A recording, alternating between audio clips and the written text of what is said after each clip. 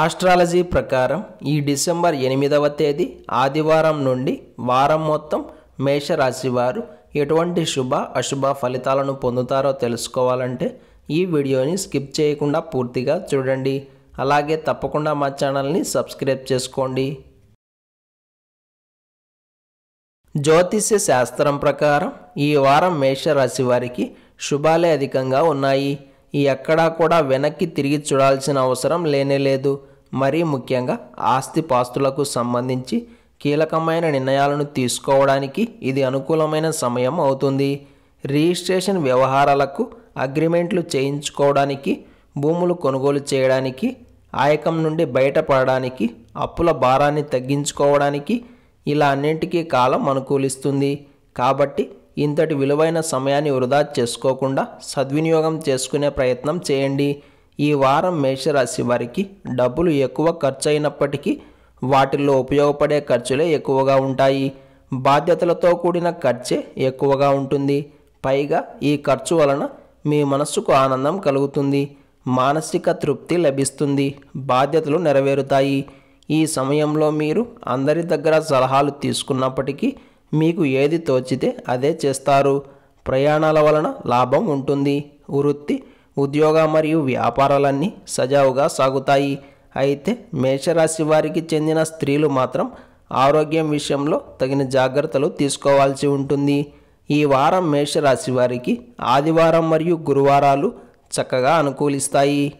ఈ ఆదివారం రోజున ఉన్నటువంటి దివ్యమైన తిథి భాను సప్తమి, నక్షత్రం శతభిష నక్షత్రం, రాహుకాలం సాయంత్రం 4:30 నుండి 6 వరకు, యమగండం మధ్యాహ్నం 12 గంటల నుండి 1:30 వరకు.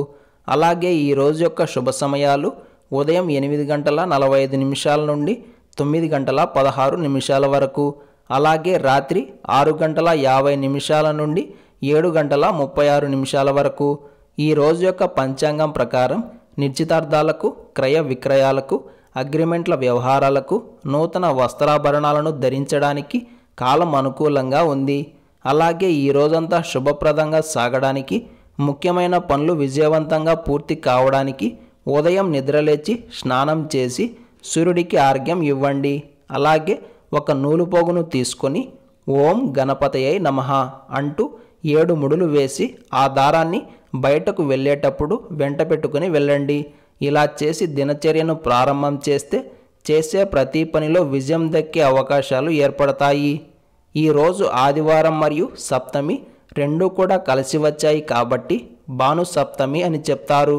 ఈ భాను సప్తమి యోగం ఈ ఆదివారం రోజు 9:42 వరకు మాత్రమే ఉంటుంది.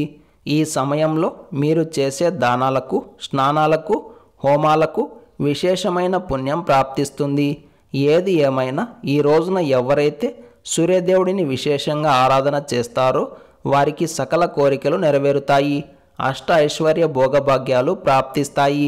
అలాగే ఈ ఆదివారం రోజు ఎవరైతే సూర్యదేవుడిని మిత్రనామంతో ఆరాధన చేస్తారో వారికి కూడా సూర్యానుగ్రహం కలుగుతుంది. అదేవిధంగా 7 మంది బ్రాహ్మణులకు ఈ రోజున స్వయంపాకం దానంగా ఇస్తే ఎంతటి మొండి రోగం ఉన్నా సరే మీ నుండి పారిపోతుంది. ఈ ఆదివారం రోజు ప్రతి ఒక్కరూ ఓం సూర్యదేవాయ నమః అనే మంత్రాన్ని పదే పదే జపిస్తూ ఉండాలి. ఇంతటి విలువైన సమాచారాన్ని ప్రతిరోజు తెలుసుకోవాలంటే వెంటనే మా ఛానల్ని సబ్స్క్రైబ్ చేసుకోండి.